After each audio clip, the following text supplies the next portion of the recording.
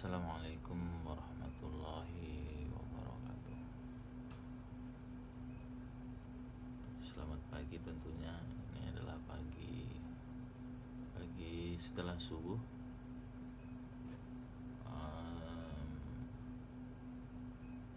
Saya akan mengingat-ingat beberapa waktu ilmu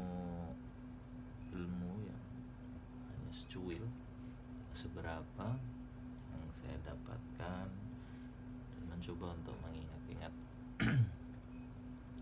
Beberapa orang mungkin tidak perlulah ini ilmu ini, tapi mungkin bagi saya sangat berharga, karena masing-masing kebutuhan seseorang itu, manfaat terhadap ilmu terhadap seseorang itu berbeda-beda. Tapi alangkah baiknya saya mengingatkan kepada diri saya sendiri, dan mudah-mudahan juga bermanfaat bagi anda yang kebetulan menyimak video yang gak seberapa ini. Beberapa waktu lalu saya mengikuti kajian ilmu talim di masjid rutin sih, dan bukan pengajian yang besar dengan tema yang khusus gitu, enggak. Nah, di kajian rutin pada malam itu, malam Kamis itu, ada satu kajian yang menurut saya juga sedang ustadznya mungkin dia mengikuti perkembangan terhadap kondisi di dunia sekarang saat ini dengan pandeminya COVID-19. Kenapa sih COVID-19 ini kok nggak selesai, kok mewabah mendunia, dan belum ada obatnya, antivirusnya belum ada. Jadi menjadi pertanyaan, dan sering menjadi pertanyaan di kalangan orang-orang di bawah gitu kan, apabila dikaitkan dengan agama Islam tentunya, apakah ini berupa azab, apakah ini ujian? Itu selalu menjadi pertanyaan. Nah, yang jelas segala hal yang kebanyakan terjadi pada sebuah kaum itu dikarenakan juga perbuatan kaum itu sendiri. Jadi andai pun ini azab, tentulah juga akibat dari perbuatan kita selama ini. Dan apabila ujian pun juga ya dikarenakan kemampuan kita untuk menghadapi ujian itu, berarti dianggap Allah kita sudah mampu untuk menghadapi ujian itu.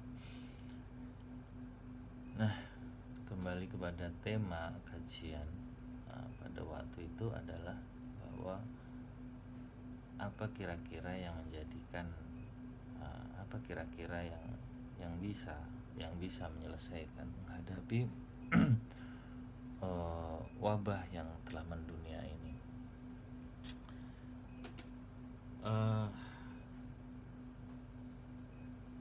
Karena obat ataupun vaksinnya pun juga belum ditemukan. Selain belum ditemukan, vaksinnya masih diuji coba, dan belum tentu bagus, karena ternyata setelah diuji coba kan yang pakai vaksin juga masih bisa kena lagi, masih positif lagi. Jadi solusinya adalah taubat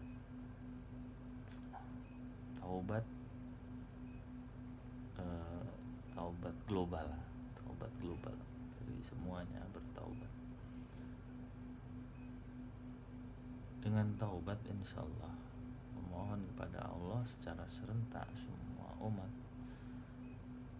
dihentikannya wabah ini, insya Allah Allah akan meridhai.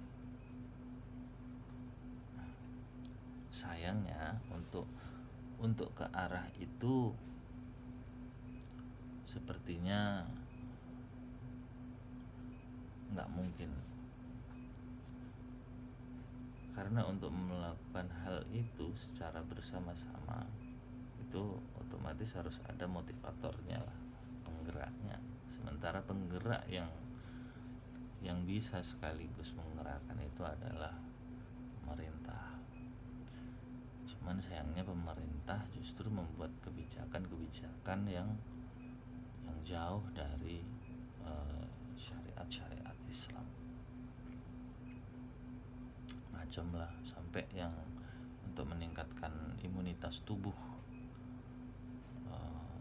dibukanya mall, dibukanya bioskop, orang kalau senang katanya imunitasnya meningkat. Lah kenapa kok gak ke masjid aja?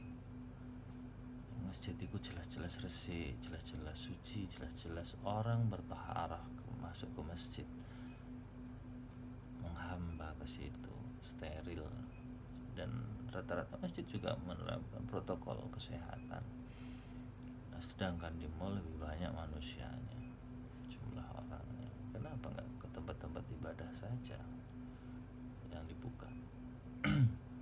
Nah, hal-hal semacam itulah yang menghalangi kita untuk menuju ke taubatan nasuha secara bersama-sama. Karena apa? Kenapa bertaubat? Karena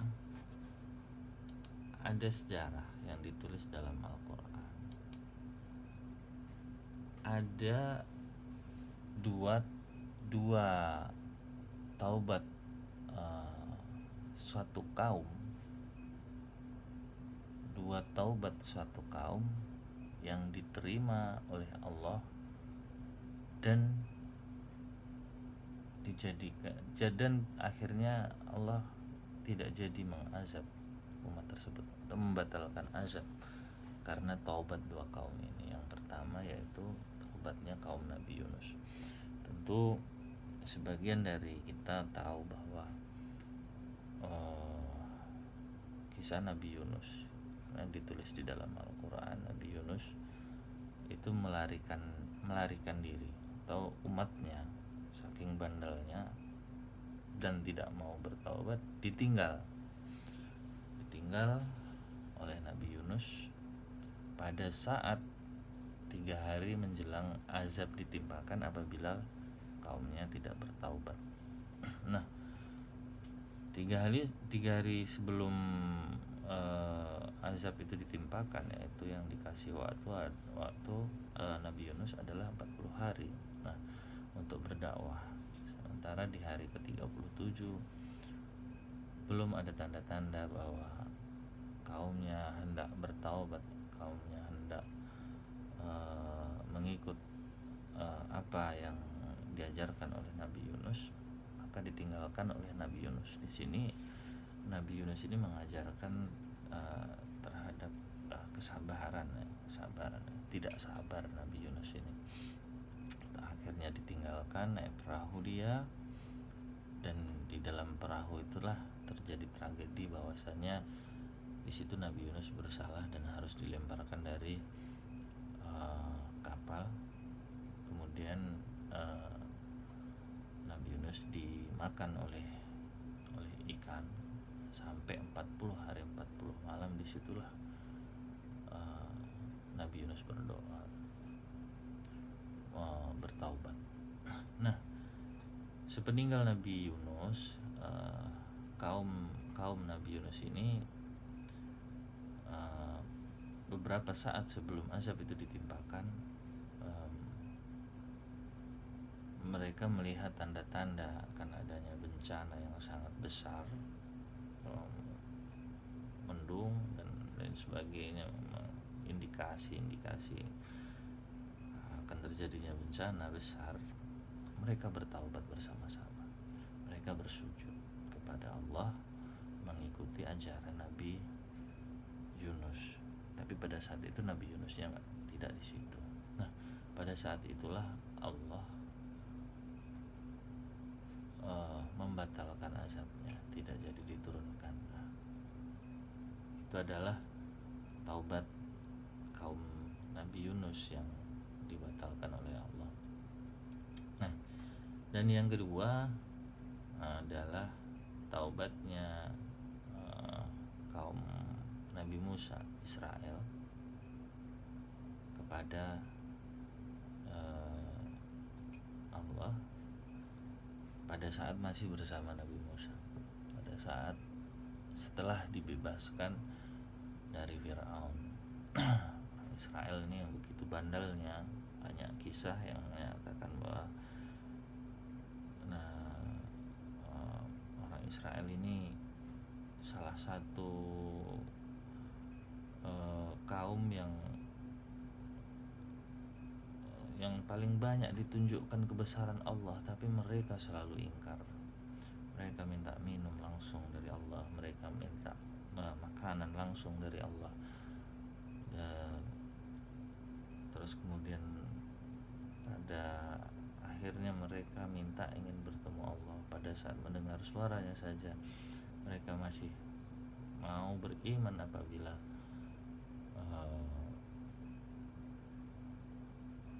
bisa melihat langsung bagaimana Allah.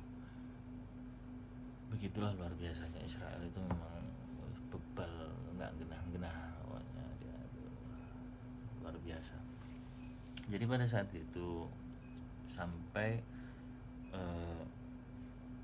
Allah murka dan mengangkat gunung apa, Tursina, bukan gunung Tursina, Jabal, lupa, yang jelas seperti itu kisahnya. Diangkat, dicabutlah gunung itu, ditaruhkan di atas kaum Israel ini, umat Nabi Musa ini di atasnya, dan apabila tidak beriman maka akan ditimpahkannya gunung itu ke mereka. Barulah pada saat itu mereka bersujud, meskipun dalam sujudnya itu juga masih melihat ke atas, jadi belum, nggak semacam nggak tulus juga gitu, tapi demi biar azab itu tadi dibatalkan, maka mereka bersujud kepada Allah, mereka beriman kepada Allah.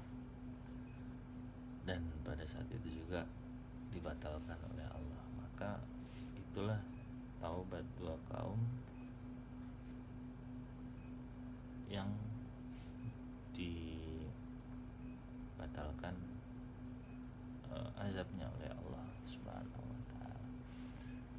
Mudah-mudahan kita bisa segera selesai keluar dari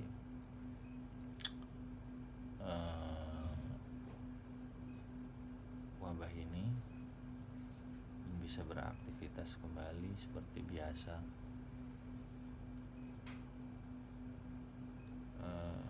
Mungkin sampai ini aja kajian di pagi hari ini. Ada beberapa yang nanti mungkin disampaikan lagi.